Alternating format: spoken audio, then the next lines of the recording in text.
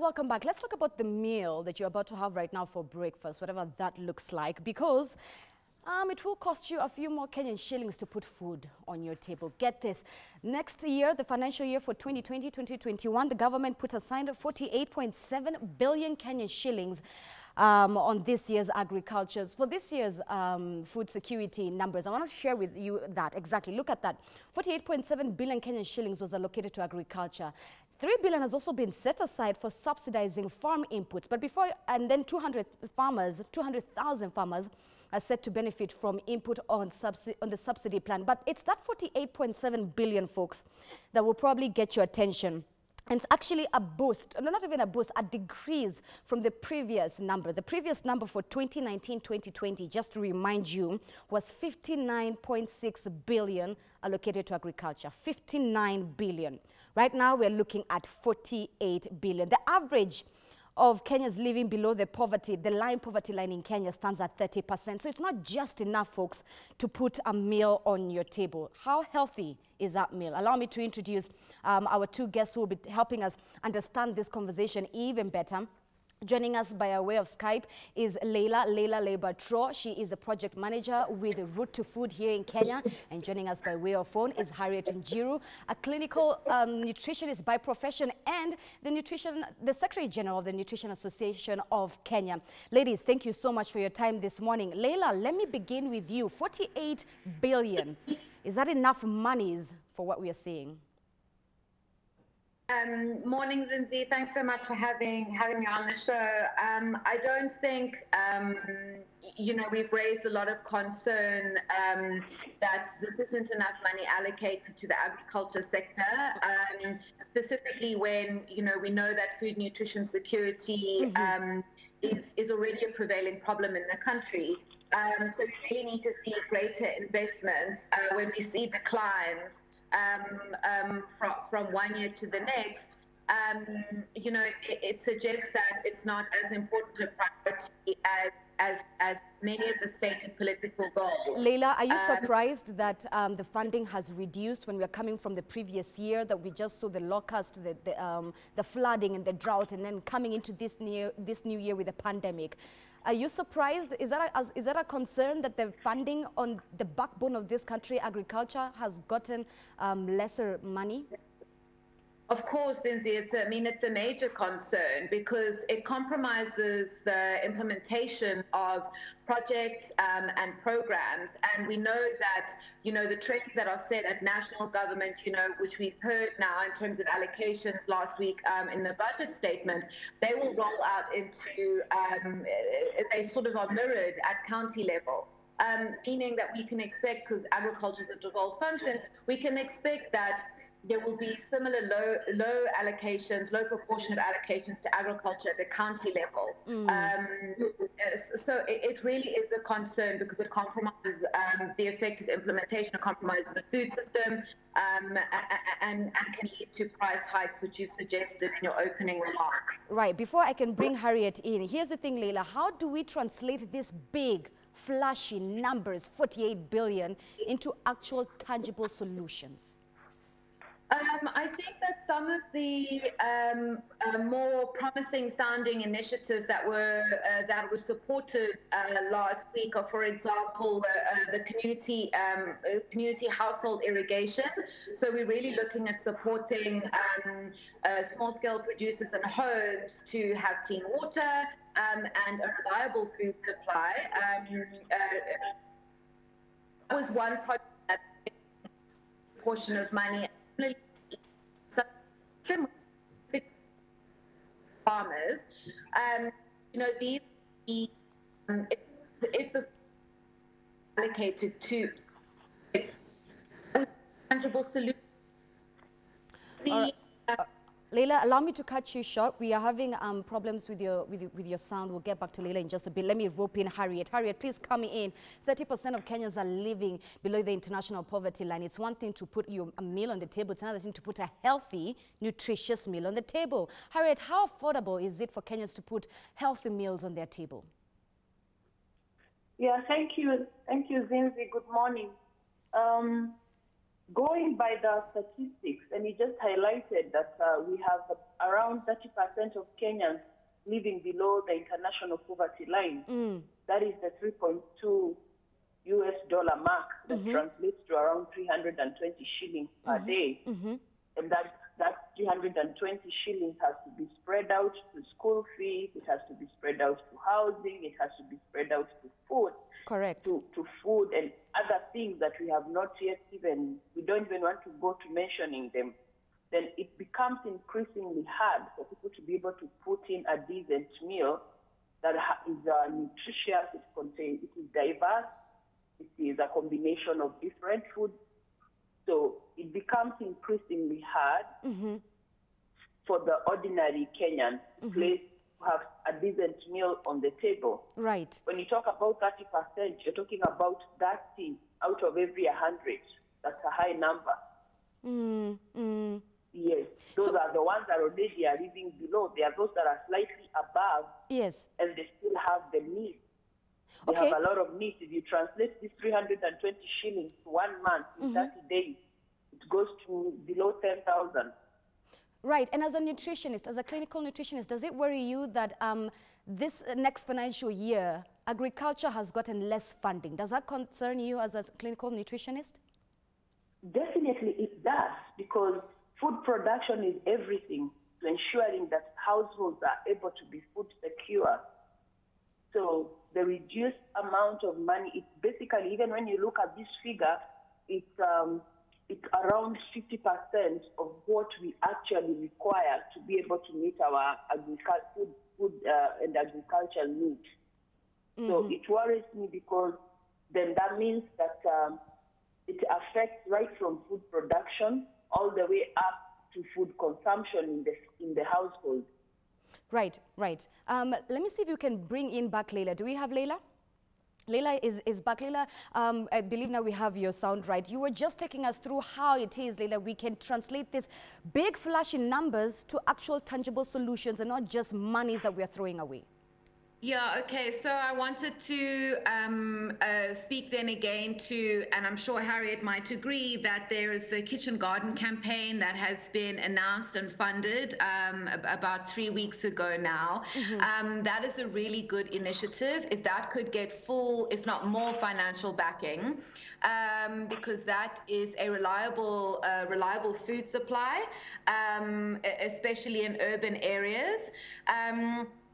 And I think one of the other things is this cash transfer program that was also announced. It's being piloted in Nairobi, and households are getting a weekly stipend. And these are both that have been in response to the COVID-19 pandemic, recognizing that people have lost jobs and aren't able to, don't have the purchasing power for food.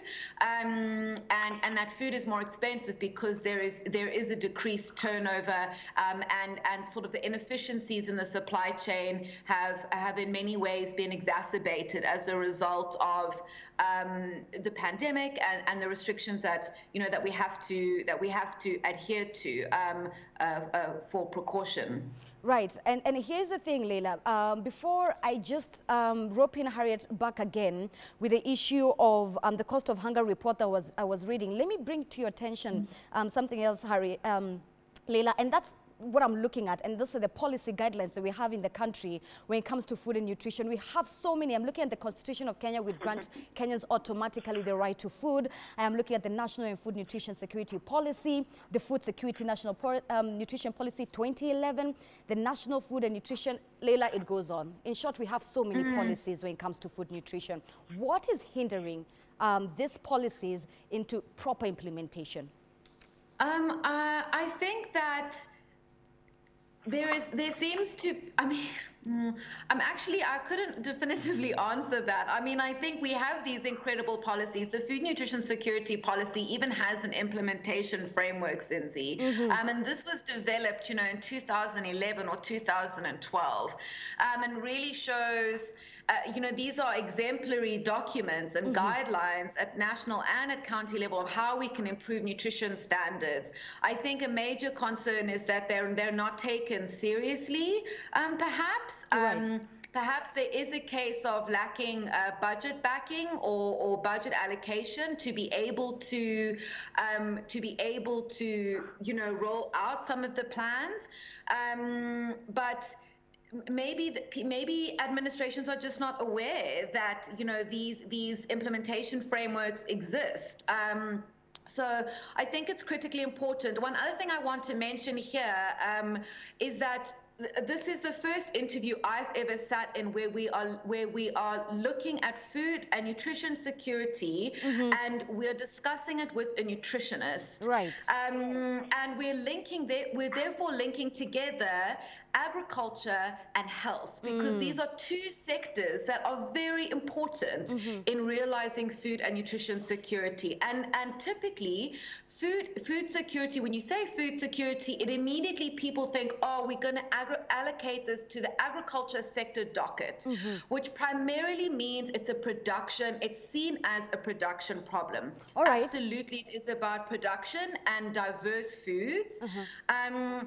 But it is very important that the health sector and that we think about this as a multi-sectoral issue and something that we need to work on together. So it requires not only agriculture budget, but also health budget backing. Leila, I hear you. Harriet, just add on top of that for us, what role does policy play in strengthening nutrition within our communities? Zinzi, I think in Kenya we are very good at making policies. We have a lot of policies. We make them year in, year out. But unfortunately, most of them are just gathering dust in the shelves at the respective ministries. But we have to shift. There has to be a shift in terms of how is our thinking, how is our approach, how strategic are we in matters food security and nutrition. How is the political goodwill? How much money are we allocating? Because when you underfund like we are seeing has happened in the current budget, then what happens? You're just providing money to run the recurrent projects, the recurrent bills. You don't have space to implement new projects. You don't have space to kickstart the stalled projects already. We know there is a lot of projects that are related to food and nutrition that are stalled. So we have to really be strategic in terms of how much are we allocating, how much money are we allocating, are we looking at nutrition as an important part, especially of the universal health care, because we have focused more on treating as opposed to preventing. When you have enough food, there's a lot that you prevent in terms of under 5 malnutrition, in terms of disease infection rate, severity of the diseases. And here's the thing, Harriet. The effect, Here's the thing, Harriet. When it comes to the cost of hunger in Africa report that I was having a look at, it was talking about how exempting taxes on essential nutrition commodities could actually help. As a clinical nutritionist, do you genuinely believe that if we exempted certain goods on nutritional goods, it would really help with our nutrition standards here in Kenya? Yes, definitely it would. How so? Because that translates to a reduced cost of the product, and the end user gets them at a relatively lower and affordable price. Yes, so it definitely is going to make more people be able to access this product. Okay, all right. But Leila, as it stands, we have the tax definitely pushes the cost high. All right, ladies, allow me to rope in one more individual who is joining us in the conversation via way of Skype. Joining us into this discussion is Professor Douglas Miano. He's the Associate Professor, University of Nairobi, just now to give us an insight into how technology can really help us attain food security here in Kenya. Professor, thank you so much for your time. Let me rope you in just immediately by asking, what's the role of biotechnology in making sure that Kenya is food secure? Thank you, Zinzi. I think this is a very important question because at the end of the day, we must be moving with times. And biotechnology, what it does is to try and solve some of the challenges that are associated with the food production or the food nutrition. So one of the things that biotechnology for years has helped is, for example, to address the issues of losses due to diseases, losses due to pests, and losses due maybe to even drought. And in the recent years, we've also seen that the scientists are also improving the food nutritional quality. So when you look at the food security, you look at the food availability, that is, there are no losses due to those pests and diseases or even storage losses. There is the food is available in the right quantities and the food is of high nutrition. So when you bring now technology, it is able to help you in adding into the value of the crops. Right, and that's the question right there, Professor, that perhaps I'd love to hear also from Harriet, our clinical nutritionist, right here in the conversation. Harriet, do you agree with Professor being a nutritionist? Do you agree that biotechnology is the right way to go, especially on the nutrition part? Yes, it's very important, and that's the way the world is taking. That's why we have better results in other countries that have already adapted the biotechnology way. But here's the thing, Harriet. Yes. And Professor, here's the thing. We are looking at the probability of introducing GMO to Kenyan tables. Take a look at even cassava. That's the current discussion right now that is happening, is GMO on cassava crop itself. And cassava is one of the most popular products that we have here in Kenya, foods that we have here in Kenya. As a nutritionist, doesn't that not concern you, the health aspect of bringing in GMO? Well, it does concern me. And of course, maybe to just emphasize that my first focus probably would also be, have we exhausted our land? Have we gone back and tried to make use of the land? How much land is lying idle? How much value addition have we allowed and helped the small-scale farmers to add to even the foods right from their farm? So then that also now it goes, but research also has to be done around the same thing, and also look at what's already been established in the nutrition studies. But we find that is where the world is going. We might not go there now, but we will eventually end up there. Right. And Professor, do you have confidence? Do you have confidence that indeed the Kenyan government has put us guidelines and security measures, whether it is food measures or security measures in terms of also nutrition measures, that when indeed GMO, if it is introduced to Kenyan shelves, that guidelines have been put in place? Professor, do you have confidence that the government has done so or will do so? Thank you, Zizi. Yes, the process is there. The guidelines are there, and they are not only for Kenya, it is international. So whatever we do for Kenya, we do it knowing that whatever we have is also going to be used by other people, not necessarily in Kenya, but outside. So the guidelines are there, international, and there are also which have also been domesticated and used in Kenya. So there is enough guidelines and enough manpower and enough efforts to make sure that everything is done according to how it should be done internationally as followed, and also which is domesticated locally. So in terms of safety and in terms of the quality, that one I can guarantee because I know it is there. Okay. Leila, let me bring you back into the conversation. Harriet? Leila, here's the thing that Kenyans will also... Zizi? Here's a question that Kenyans are asking a lot, Leila. At the end of the day, why are we still importing basic, Leila, food items such as onions, tomatoes, sugarcane? These are food items that if you spoke to Kenyan farmers on the ground, they have the same challenges selling it to body organizations. So why are we still importing basic items? Zinzi, I think because we are not investing in agricultural practices that support food production in a context of declining biodiversity and climate change. So there is a strong policy focus on and especially when you look at budget allocations on the production, the large-scale production of staples and also cash crops. And if that is the emphasis, which is for economic growth and ultimately to improve GDP, that focus is not on food self-sufficiency and is not prioritizing food and nutrition security first.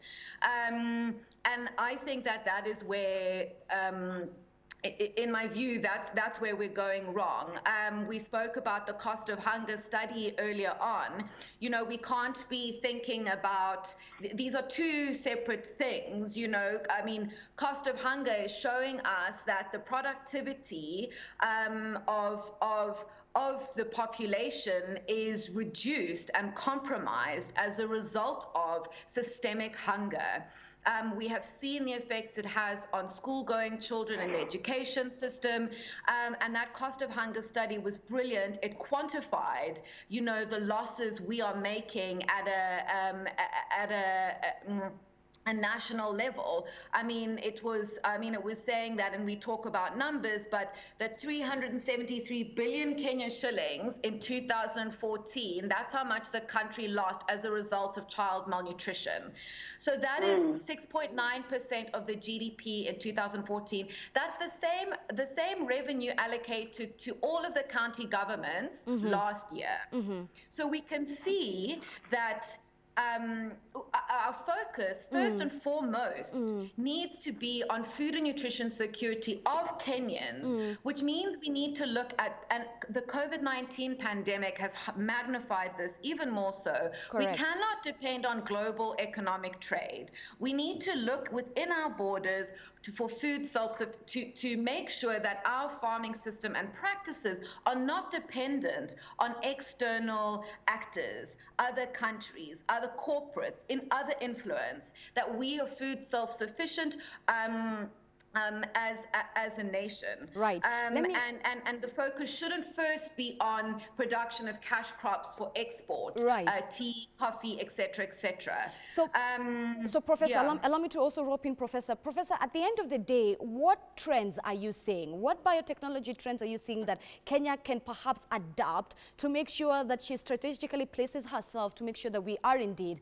the food securing nation we are, or even to return back to our glorious agriculture days? Professor.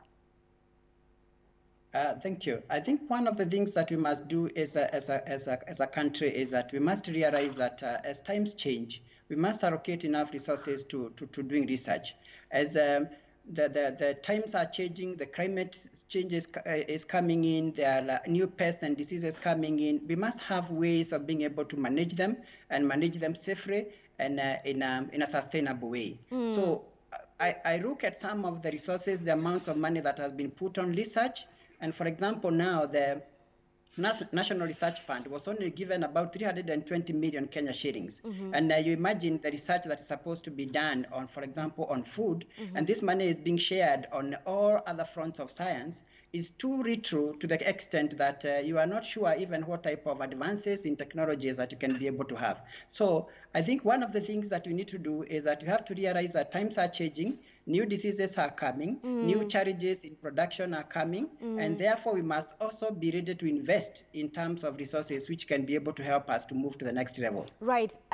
Team, I'm afraid our time is up, but Professor, I will not do justice to our conversation if I do not ask you, where have the discussions reached when it comes to this cassava discussion of GMO? Speaking of research, you've really painted to us how important research is, and perhaps even the role that GMO will have. If GMO does find itself through Kenyan plates via cassava, where is that discussion as we speak? Thank you, Zizi. So one thing is that we have spent enough time developing the cassava that is resistant to one of the most important diseases, not only in Kenya, but in the region. We have a period of 10 years. We've come up with a variety that is resistant to this disease. And one thing that I would want to note is that sometimes, even if we increase the rod size and increase production, if we don't have varieties that are good enough to withstand the conditions which are there, we may not be able to increase production. So we have been able to come up with variety that is resistant to cassava brown streak disease.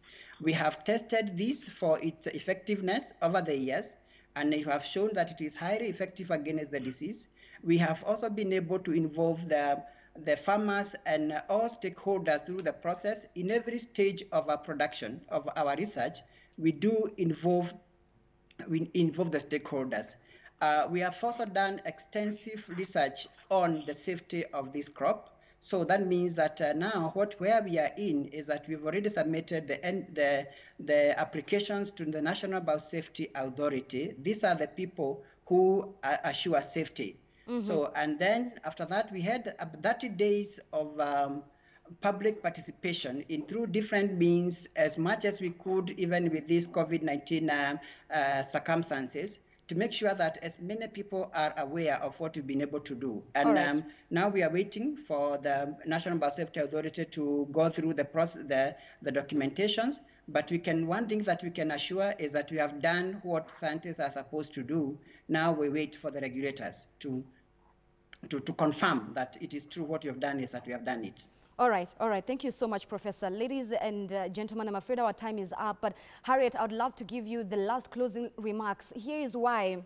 Harriet, our nutrition standards, where are we as a nation? Where are our nutrition standards? Because research by Leila's team, Route to Food, shows that Kenya is experiencing not one, not two, but triple burden of malnutrition, coexistence of undernutrition, overnutrition, and micronutrient deficiency. Harriet, you're a clinical nutritionist this morning. How and why?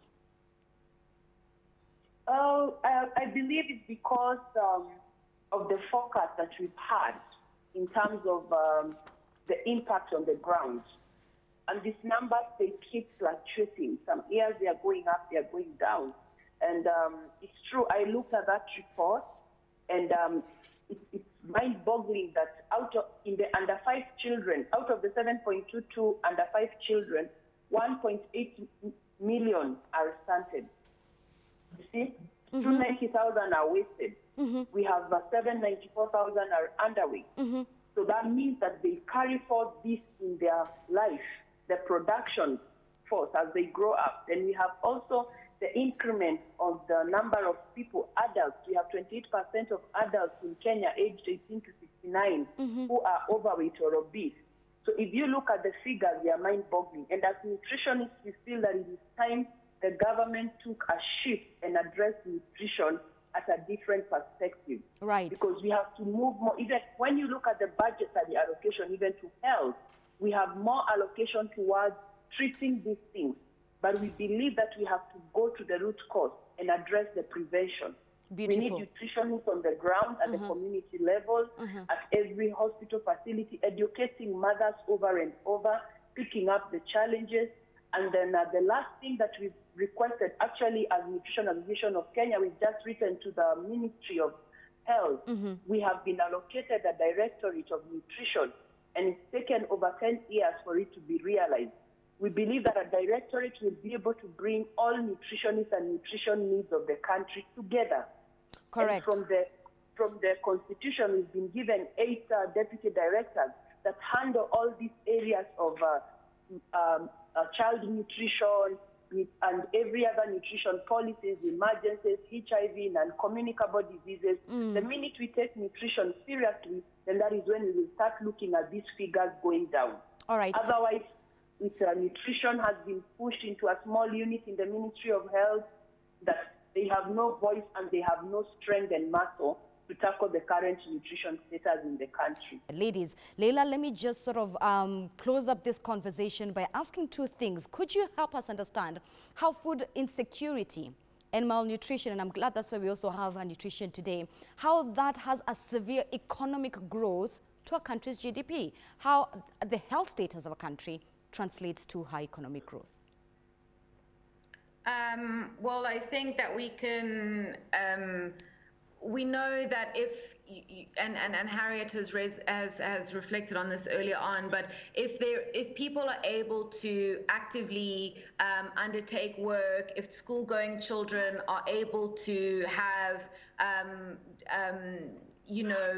healthy meals that is based on hasn't just got staples, but is meeting all of their nutritional needs. So it's got a composition of all of the food groups per meal. Then we know that people are able to, children can actively participate in their education, their learning abilities are not compromised, and that really extends into later in life.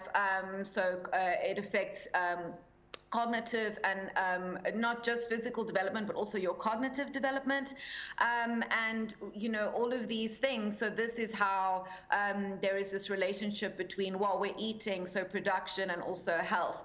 And we know that that the cost of hunger does affect economies, GDP, because you don't have a population that can actively engage in meaningful meaningful employment and productive work. Harriet, the reason why I ask this is because the dietary diversity in Kenya has declined from 45% in the year 2013 to 42% in the year 2019. It goes on to talk about how the availability of vitamin A has been the highest level of qualitative assessment for the 2 years of the data was available. It goes on to talk about how there's been limited access to water, health, and nutritional foods like protein, iron, and zinc. Harriet, talk to us.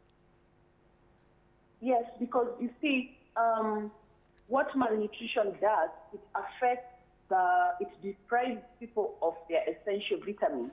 Now, the vitamin A data is available because as a country, we actually have a vitamin A supplementation program.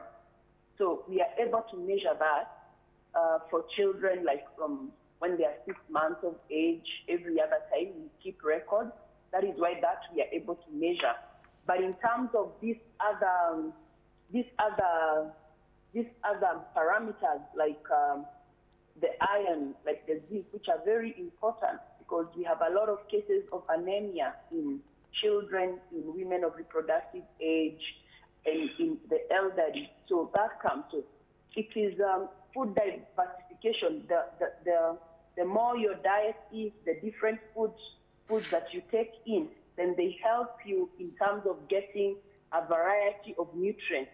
The end product, how your diet composition is, and it affects that which you get in your body. And so it is something that is affected also because of the quality of the food production. Year by year, we are producing less food than we require. Year by year, we are only the vegetables. I laughed when I looked at the only food that Kenya is able to produce that matches its needs is just the vegetables. Yeah? Most of these other foods, even our basic foods as maize, as rice, we are not able to get that. Right. So, yeah. Got it. Ladies, thank you so much for your time. I believe our time is up. That is Harriet Jiru. She is a clinical nutritionist and the Secretary General of the Nutrition Association of Kenya, and Leila Lebatro, project lead of Root to Food. And of course, also joining us earlier on was Professor Douglas Miano. He's the Associate Professor at the University of Nairobi, helping us understand the role of biotechnology and where the research on cassava has gotten into.